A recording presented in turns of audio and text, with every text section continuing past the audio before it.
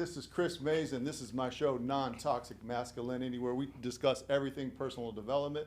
We're sponsored by Fusion Regenerative Therapies of Orlando. We are Florida's most compassionate and qualified functional medicine clinic.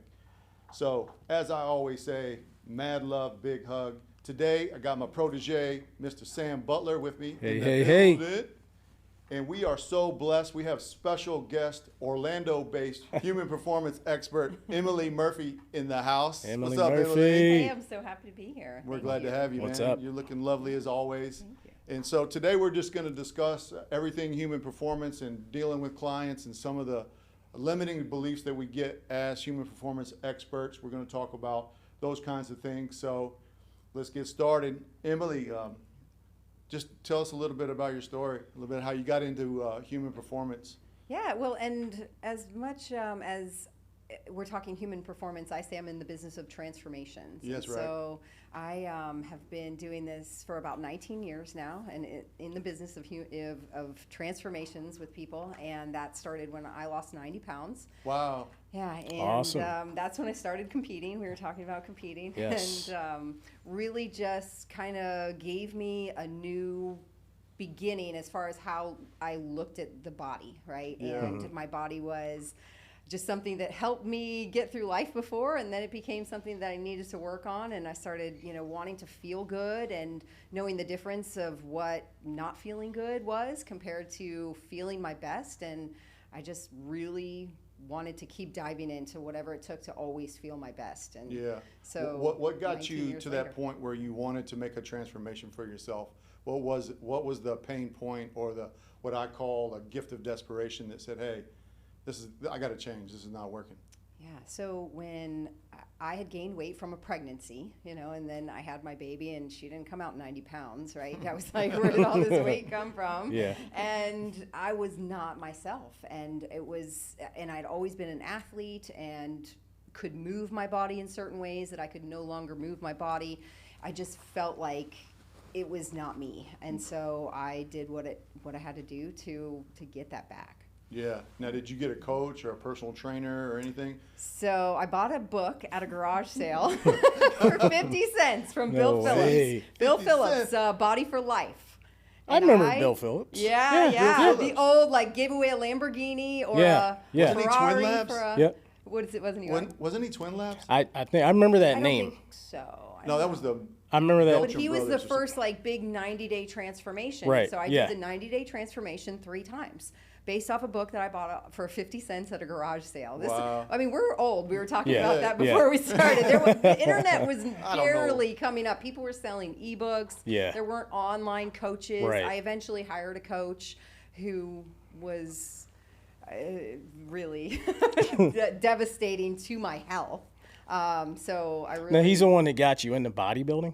No, I was bodybuilding, and Yeah. I was searching for a team or Yeah. a physique coach Okay. because I was just putting pieces together, reading Gotcha. old Weeder books, Yeah, and Frank yeah. Zane stuff. I mean, Yeah. it was old school, the things Wow. I was finding. That's way back stuff. Yeah, way back. But really, just sparked this whole love for human physiology and what the body can do. Yeah. Wow. That's awesome. I got a similar story. How'd you get started?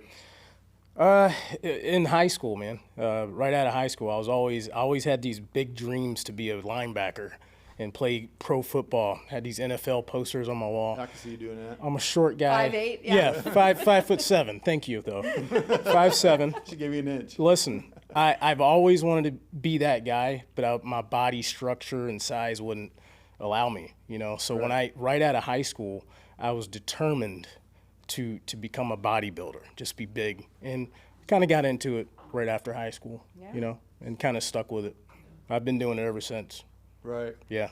So Emily, you're now a very well-known coach. You coach mostly women, is that right? Nutrition-wise and habit-wise, yes. I've been Yeah, we work following with you men for a inside long the time, clinic, over but- 5 years. I've watched you flourish and grow, and you're definitely an expert in this space. How did you get into coaching, and what inspired you to do that? Well, so as I was losing my weight, I lived in a small town in Montana, and people, Montana. yeah, Wow. it's a little Montana. Woo, that's freezing. People were no, only in the summer. I lived there Okay. in the warmer months. So we came here back to Florida in the winter. So as I was losing my weight, it's a small town. People at the bank started asking me, "What are you doing to lose weight?" People at the grocery store, people at Costco, and I started thinking, like, I can help them. I'm doing I'm doing this myself. Yep. And I showed them what I was doing. Started running boot camps and things in the park. My friend had a gym that I started working at, a little personal training studio, and it just evolved.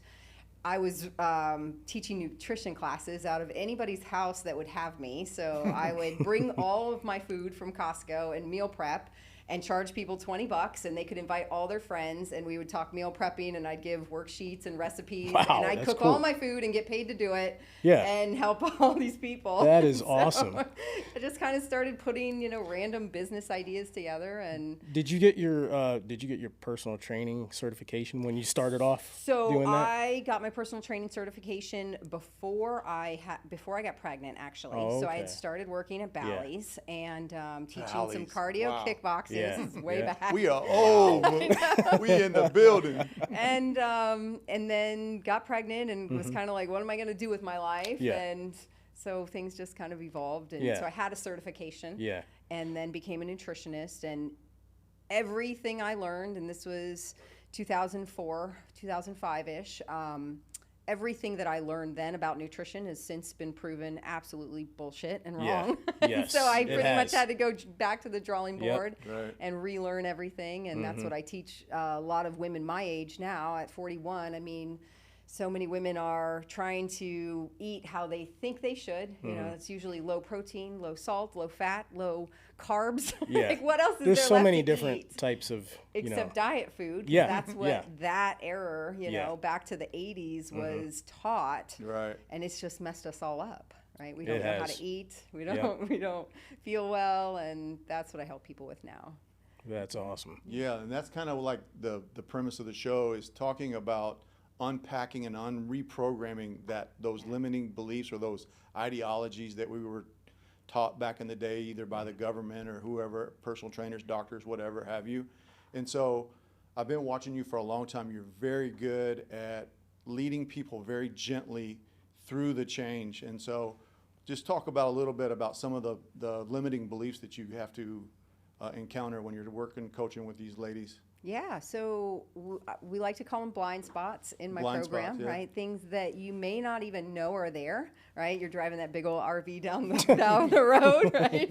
And you don't know that things are there, and The big because of your trucks right there blind next spots. to you. Semis over there. So a lot of times we have the limiting beliefs that they're in the subconscious and we don't even know. Things like I deal with a lot of women in my program. They don't want to be full, right? We're trying to teach them to eat more protein and foods, and most people undereat, so they're malnourished and they slow their metabolism down, and then they overeat on the weekends Yes. or when they get hungry and they just don't know, so they're always toddling back Yeah. between those two. Yeah. And so when we talk about trying to eat more and feel full and put food away for hours, right? And not snack every hour or 2 hours like they think they should, like toddlers do. Yeah.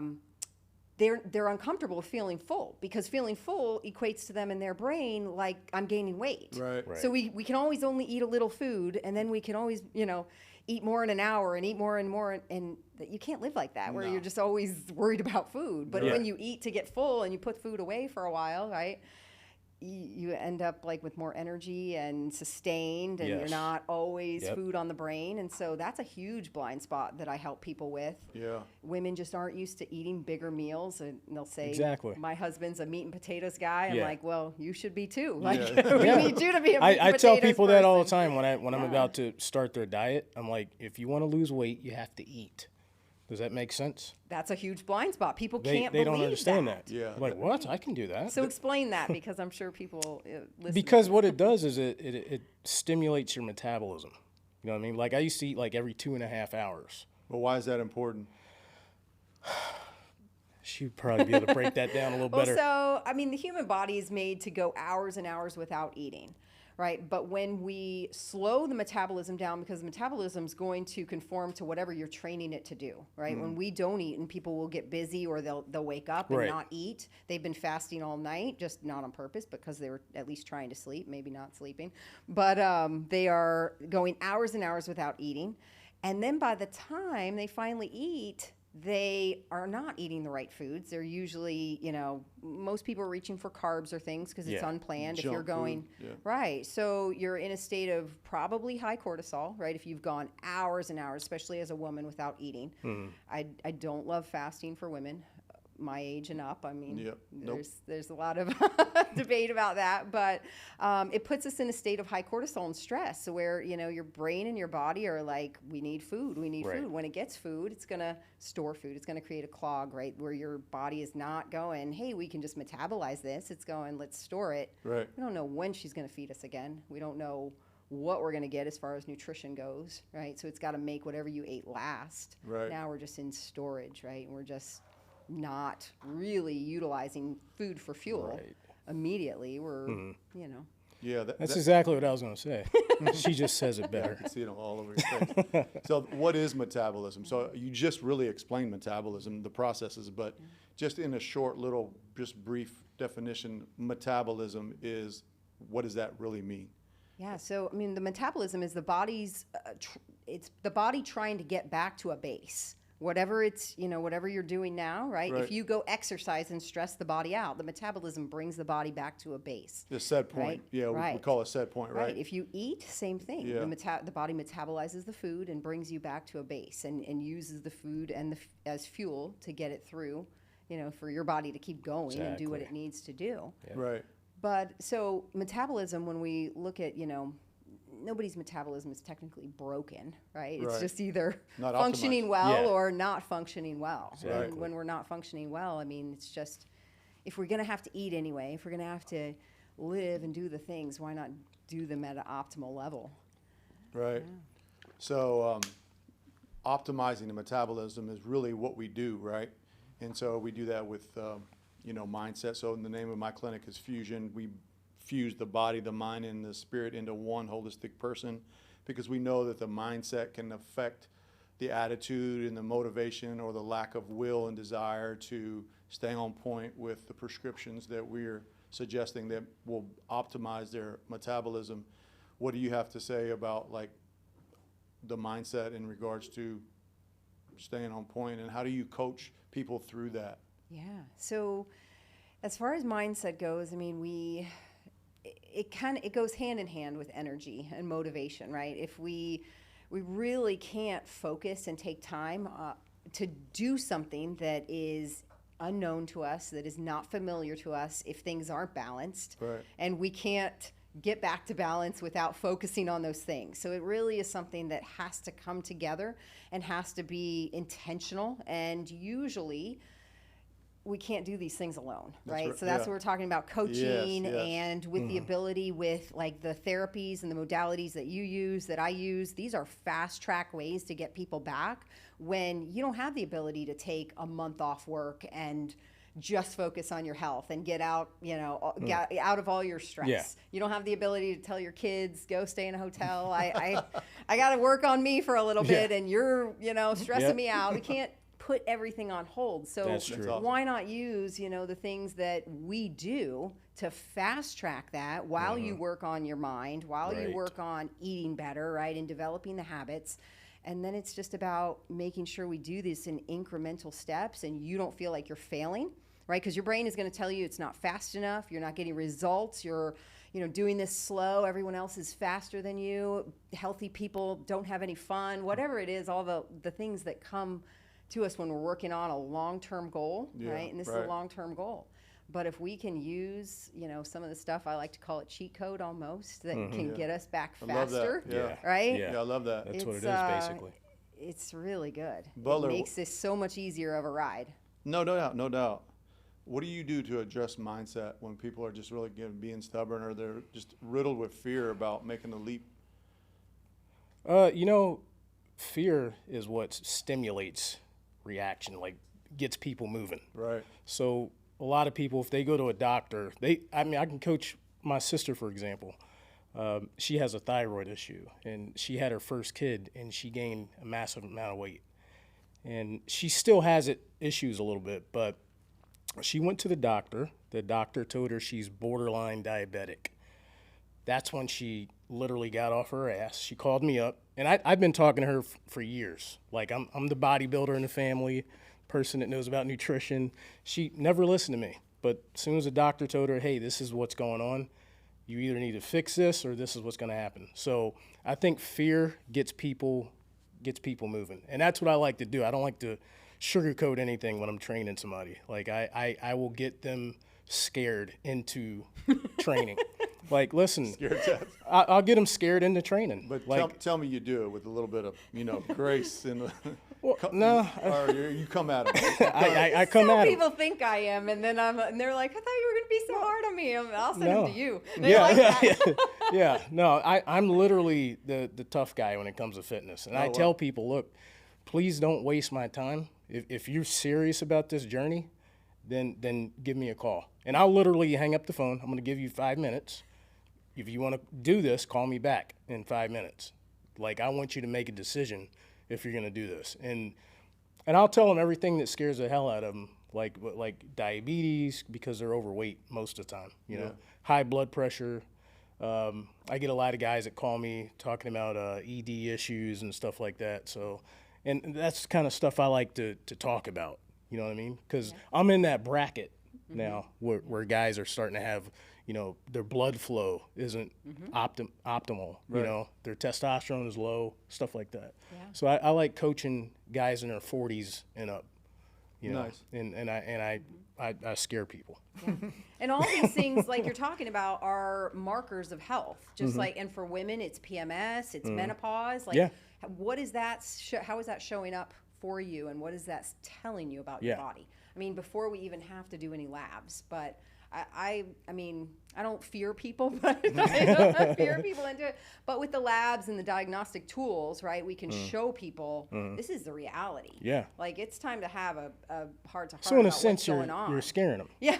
You know what I mean? Well, so look, this is with a this is a different- reality. Using the tools. I'm not here to sugarcoat it Yeah, for with you. different. It's not you doing. It's the lab, Yeah. Yeah. or the test doing But it. sometimes you got to read people the riot act, because we got one body, Exactly. right? There's only Yeah. this is the Yep. time. The only time is now to get healthier. It will never Perfect time. be easier. And listen, a doctor is not really going to tell you. I'm type 2 diabetic.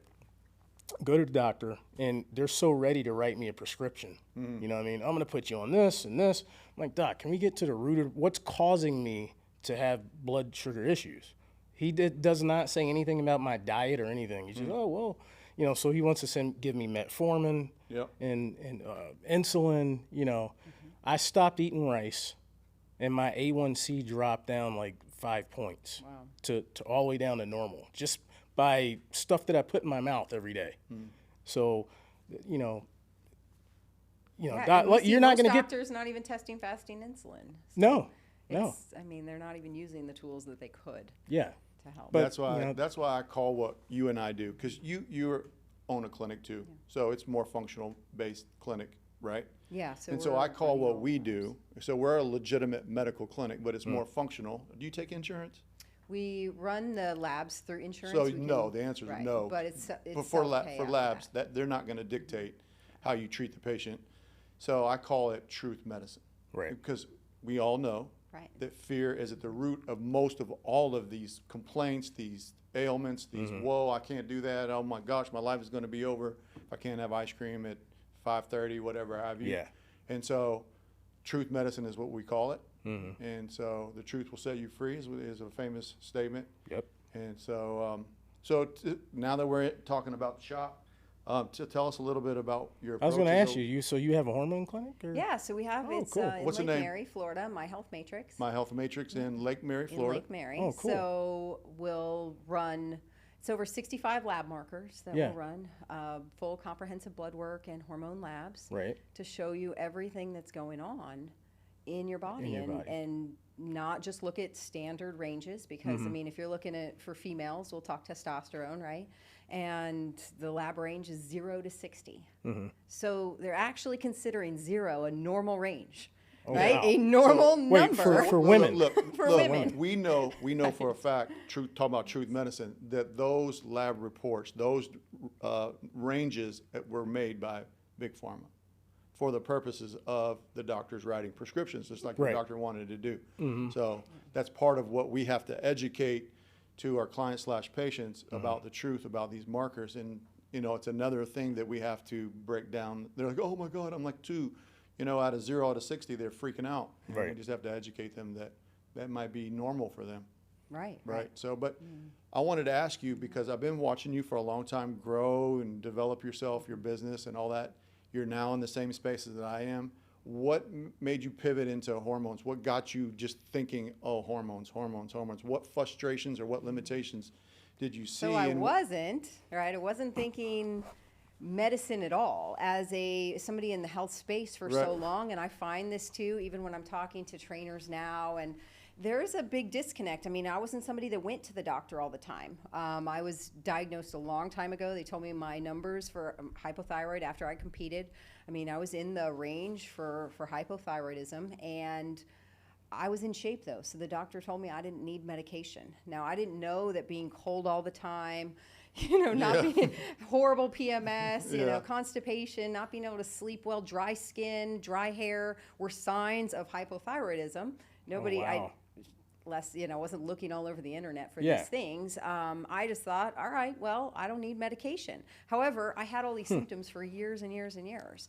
And so during COVID, but I never went to the doctor. So during COVID, during quarantine, my family and I were home. It was the best time that I'd had in a long time as far as stress goes. We were managing multiple businesses, and everything shut down, and it was great. And then we reopened, and we were trying to navigate school with the kids, businesses. We lost 2 businesses during that time, and my hormones went crazy. I didn't know it was hormones at the time. I thought it was depression. My hair was falling out. I couldn't sleep at night. I was, just that wired but tired, exhausted all day, go to lay down, my brain's racing, and I can't even function in the morning because I'm so tired. I had fibromyalgia-like symptoms, and then I started to gain weight, doing nothing else, doing nothing differently. So I went to the OBGYN, and she told me there was no reason to run my hormones because they always change. I was 37 years old. They're not going to run a full hormone panel on anybody under 40, 45, really. Yeah, which is weird. And she put me on birth control, and it just wrecked me even more. And then I went to a doctor who put me on an antidepressant. And life was very strange. I just sat on the couch and thought, this is great. And I knew something was wrong, and it was time to pivot and make moves. I was transitioning my business online, and knew that there was just something really, really wrong. And that's when I met my PA, who's been treating me for 3 years now. And I mean, just changed my life. I mean, when I tested my testosterone, it was a 4. My SHBG was high, so it was blocking what little testosterone I had.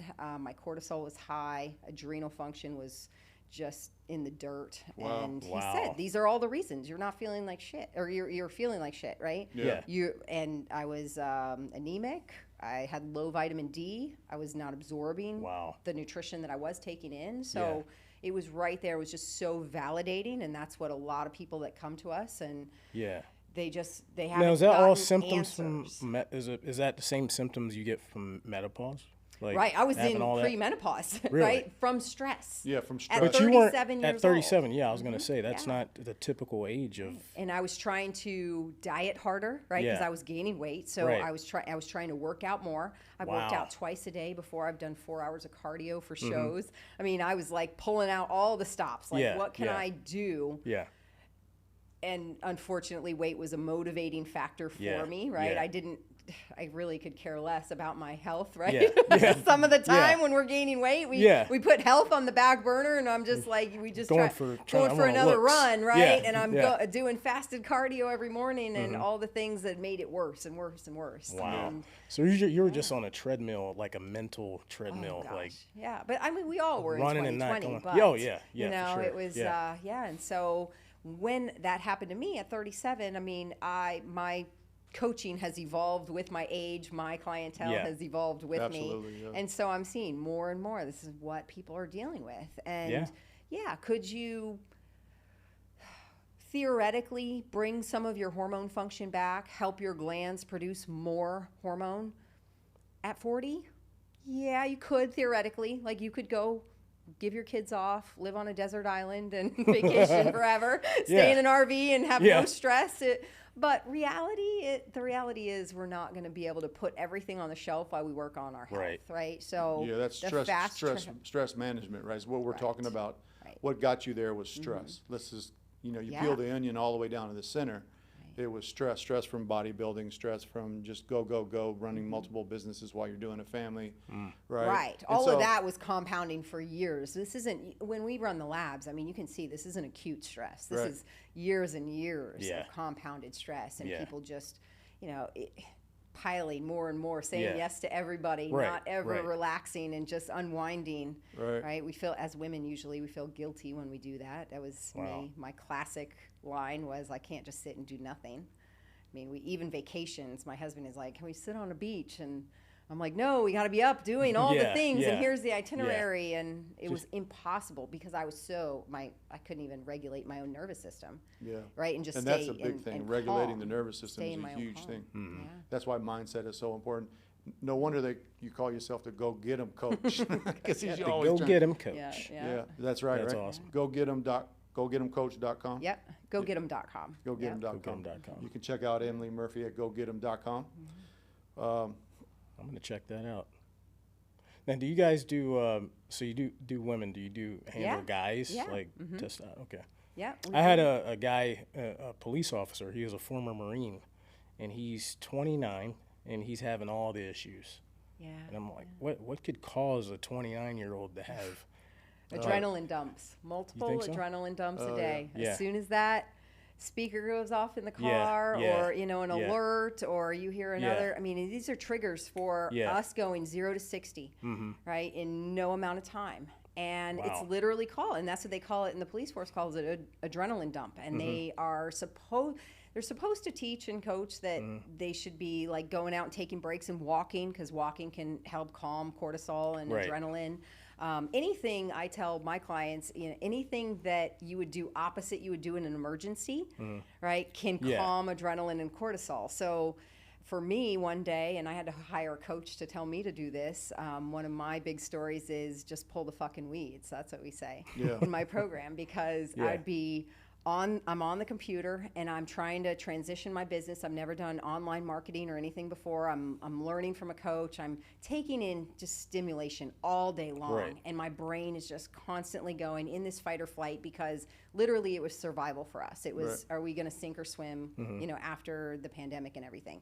So I would sit at my window at my computer, and I'm staring at these weeds all day long.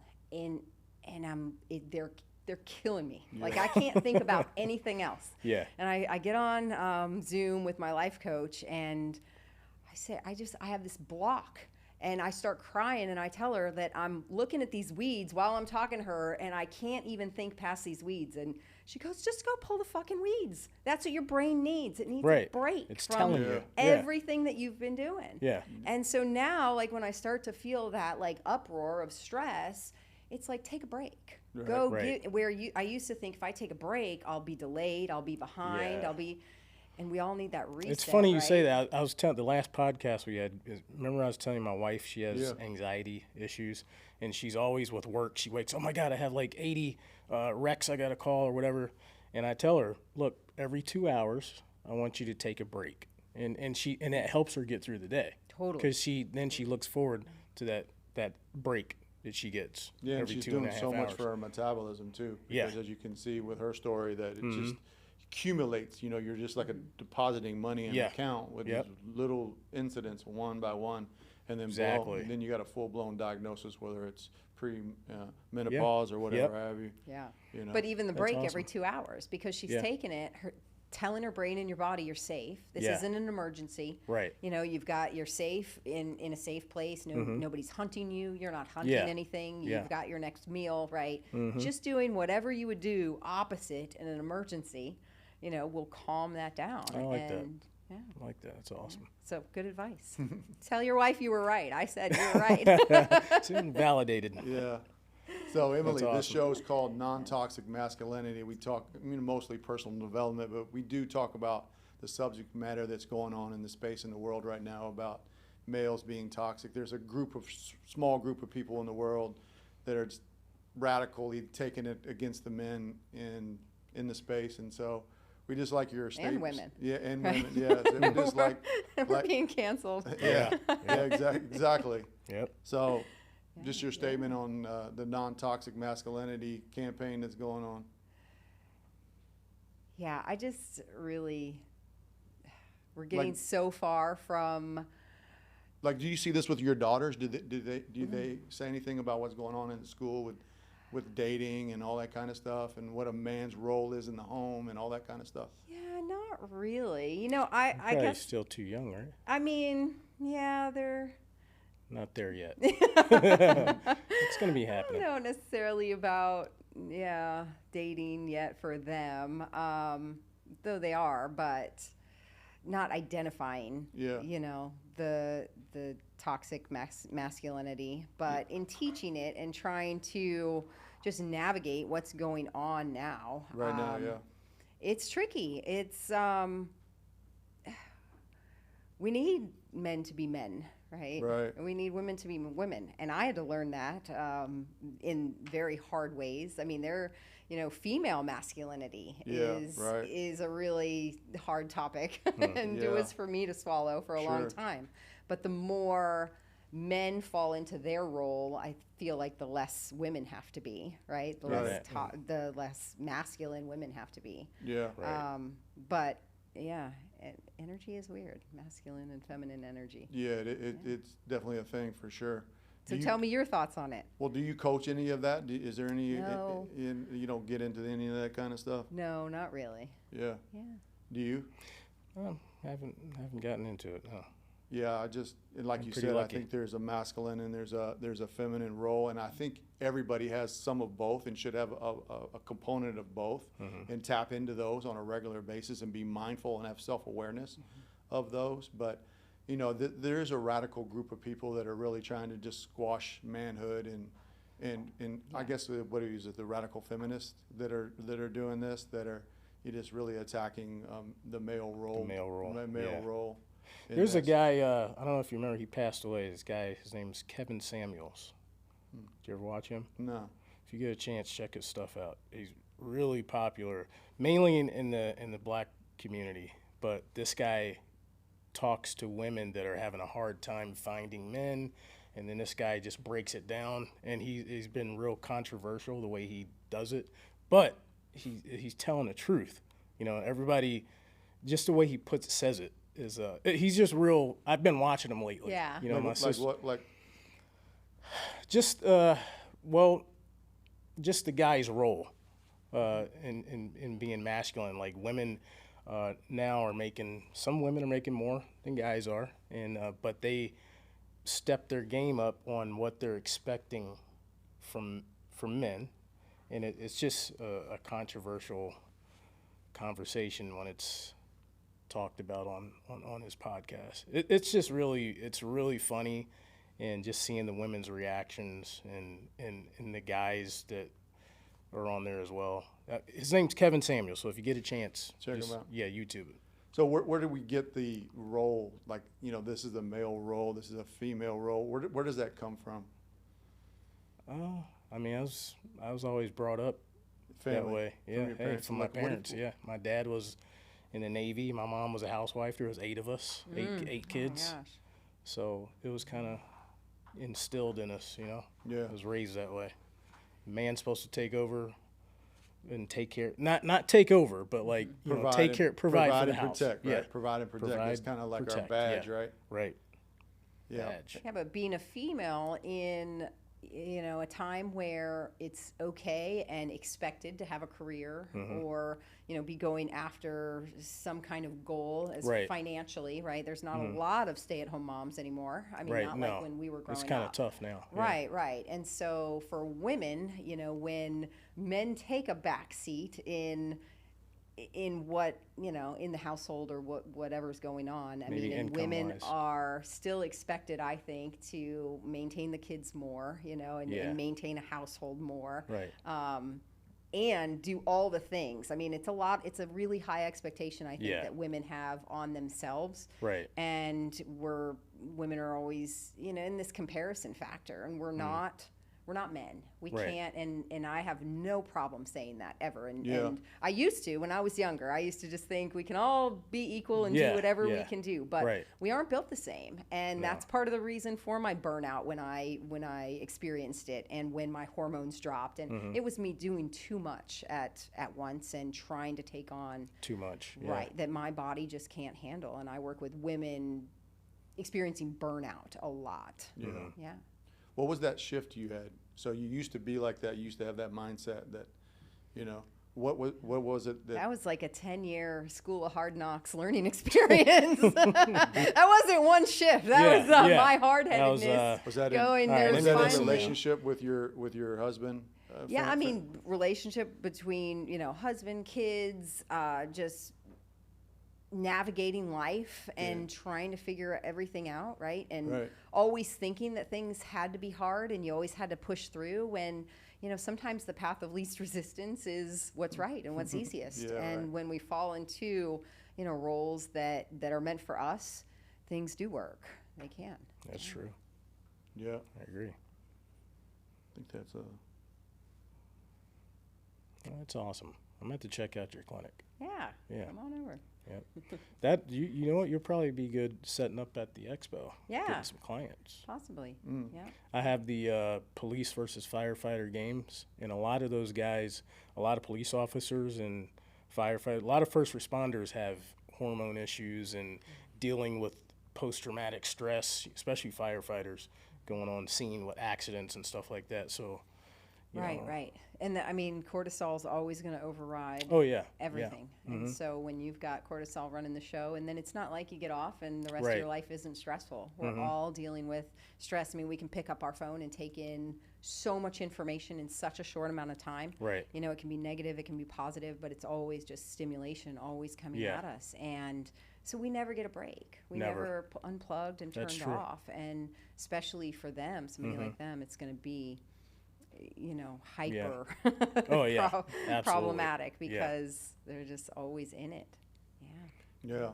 Yeah. Well, Emily, this has been awesome. Thank you for joining us today here on Non-Toxic Masculinity and sharing your experience. Tell us one more time your clinic and where you're located. Yeah, you can find us in Lake Mary, My Health Matrix, and you can check us out, healthmatrix.com, and find me at gogetemcoach.com. Awesome, awesome. Sam Awesome Butler, stuff. thanks for hanging out, bro. Thanks again, man. Appreciate you. Always fun. And we are Non-Toxic Masculinity. This is Chris Maes. Remember, I always say, mad love, big hug. Take care of yourself. Take the time to take care of your body, mind, and your spirit. We'll catch you next time. Peace out. Peace.